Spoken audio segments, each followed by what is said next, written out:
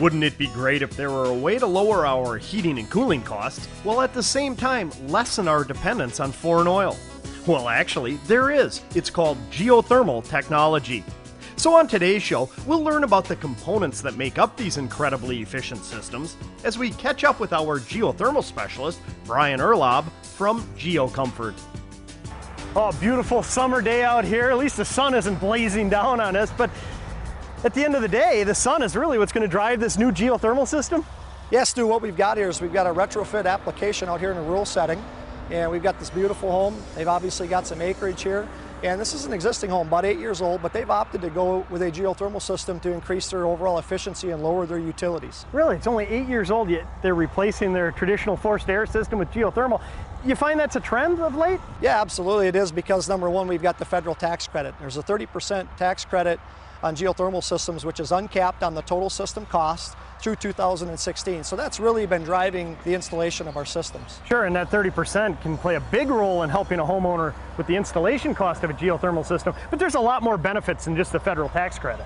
Well, absolutely, there's a lot of benefits. Number one, with energy savings, which translates into cost savings on your utilities, but also there's many other benefits like comfort. They're definitely more comfortable systems.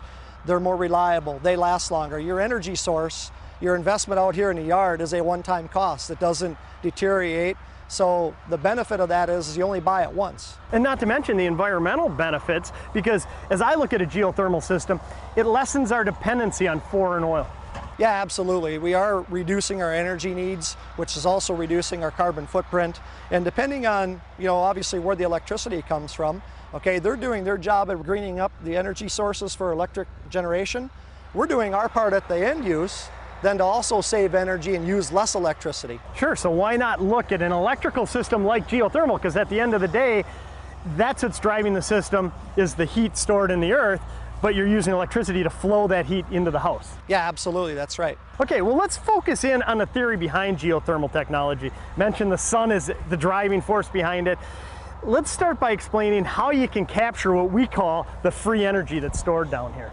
Yeah, definitely. What we've got here, obviously, we've got a nice rural setting, so we dig down here in the yard 6-8 feet, and it's about 50 degrees all year round. It does not really change, and that's really stored energy from the sun. So that sun energy is warming the earth. The crust layer of the earth is being warmed by the sun and actually storing that energy like a solar battery. So even when we've got 2 feet of snow here, that energy has been stored in the earth. So what we've got to do then is really just capture that energy and be able to transport it into the home, because again, that is the free renewable energy portion. The sun shines every day. So the energy is really being stored as heat in the earth, and it has to be below the frost line or about 8 feet down?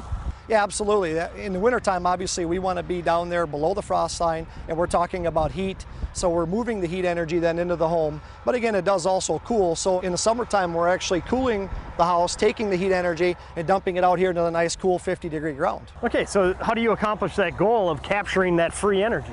Number one, that's through the loop field, which we're going to show here in a little bit, and then we transfer that through a fluid. So we circulate a fluid through the ground loop, and that fluid, as it gets circulated from the house and through the loop, is either picking up heat in the wintertime and bringing it into the home, or it's taking heat from the home and dumping it into the cool ground in the summertime. Okay, so that makes sense. As the fluid circulates, it becomes the same temperature as the surrounding earth. But that's still only about 50 degrees in the wintertime going into the house. How do you raise it to, say, warm air being distributed through the house? You want about 100 degrees. Well, that's a great question, because that's really the magic behind it. We've got the 50-degree ground temperature, and we're bringing in that free energy, but then that's where the heat pump comes in, okay, which has to intensify that heat through compression and electrical energy from 50 degrees up to about 100 degrees, so that way we can heat your home to 72 degrees in the wintertime. Well, it's fabulous technology. I'm anxious to learn more about it. Let's go learn more about the looping options. Sounds great. And we'll do that next, when we continue with today's Home Remodeler.